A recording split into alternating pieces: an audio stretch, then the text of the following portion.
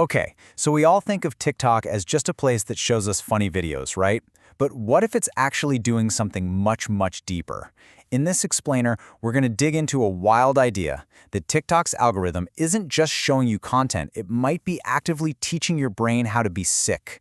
You know that feeling, right? Where you watch just one video about something random and all of a sudden your For You page is, well, it's like it's reading your mind. It's almost a little creepy. But it's not magic, of course. It's the algorithm. And that incredibly powerful curation, that's really where this whole story begins. So how does it actually work? Well, think of it like this. It starts small. Let's say you watch one video tagged with #burnout. Just one. The algorithm sees that, logs it, and thinks, aha, interesting. So it starts sprinkling a few more videos like that onto your For You page. And before you even realize what's happening, that one casual click has turned your feed into this super focused stream, all about the same kinds of symptoms.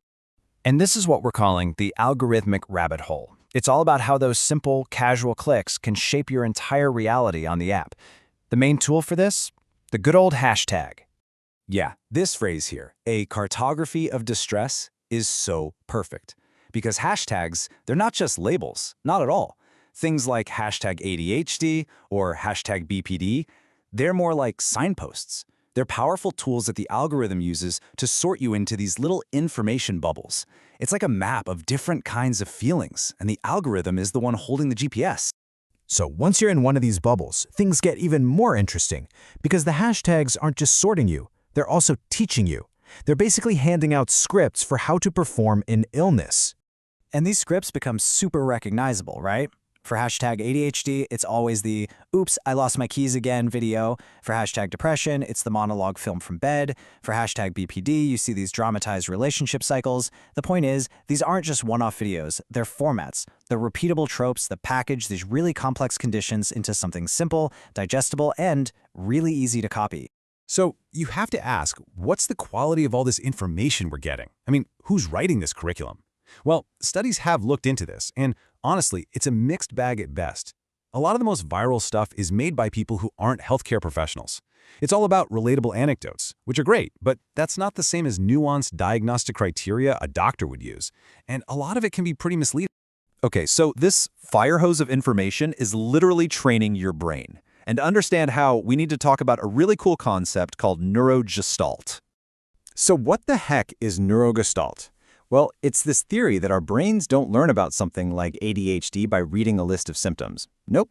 Instead, by watching thousands of these short videos, our brain absorbs the entire vibe all at once. It's the whole package, the jokes, the look, the language, the symptoms, all bundled together into one complete pattern. And this is a huge shift from how things used to be. Back in the day, you'd learn about a condition slowly, maybe from a doctor or books. You'd build the picture piece by piece. But now, in the TikTok era, you can download the entire concept of an illness, fully formed and emotionally charged, in an afternoon of scrolling. So why is this so powerful? Well, here's the thing about our brains. They absolutely hate being confused. They crave certainty. So if you're feeling, scattered or sad and you don't have a name for it, your brain is going to latch onto the clearest, most vivid story it can find to explain what's going on. And what's more vivid and more available 24/7 than the patterns on your TikTok feed? And look, this isn't just some abstract theory. This has had some really dramatic, real-world impacts. For instance, during the pandemic, doctors started reporting something really strange. They saw this sudden wave of teenagers, mostly girls, coming in with complex tics, but these tics just didn't look like the ones they usually saw with something like Tourette's syndrome. So how could this happen? The theory is pretty wild. It basically goes like this. First, a person gets exposed to a ton of videos of creators with tics. Then, deep in their brain, their mirror neurons start silently practicing those movements, just from watching. Then, when that person is under stress, those rehearsed patterns can actually pop out as involuntary tics. And to top it all off, the social reinforcement, the likes, the comments, the feeling of community can actually lock that new behavior in place. Okay, so it's not just about single symptoms like tics. This whole thing scales up to entire prepackaged identities. Let's talk about what the research calls identity kits. Basically, a closet full of ready-to-wear personalities. The engine that drives this is something called semantic entrainment. Now that sounds super technical, but the idea is actually simple. It's just the algorithm figuring out the perfect combo of words, sounds, and aesthetics that hits the same emotional button, the same groove, in millions of people's brains at once. So, let's look at an example. The burned out gifted kid. You've probably seen this one. It's a whole identity kit, right? It comes with a backstory of being praised as a kid, a present defined by perfectionism and anxiety, and a future of total collapse. It even has its own aesthetic. Piles of books, half-finished projects, the whole vibe. Or, another popular one, the Neurospicy Creator.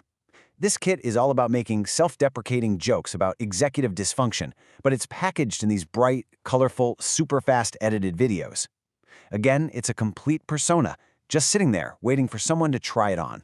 And hey, it's not always about problems or distress. You've also got the that girl aesthetic. This is a totally aspirational identity kit, built around waking up at 5 a.m., drinking green juice, and having a perfectly organized life, all in pastel colors. It's just another pre-made role you can step into.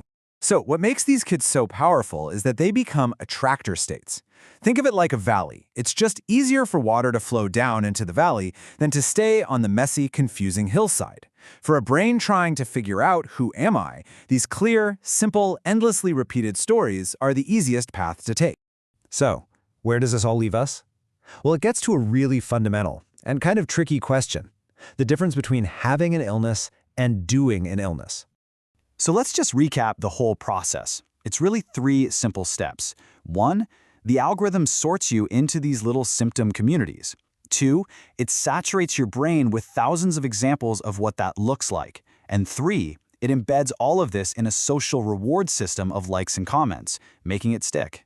When you put it all together, the platform basically turns into a school for illness. But here's the catch. The teachers aren't doctors, and the textbooks aren't scientific papers.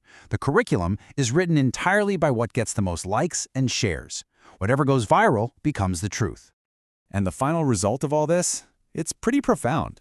For the person actually living it, the line between genuinely having a condition and just performing the script they've learned from their feed, well, that line can get really, really blurry. Which leaves us with one last big question to think about. If our own experiences of illness are becoming a kind of script, who's writing it? Is it us, or is it the algorithm?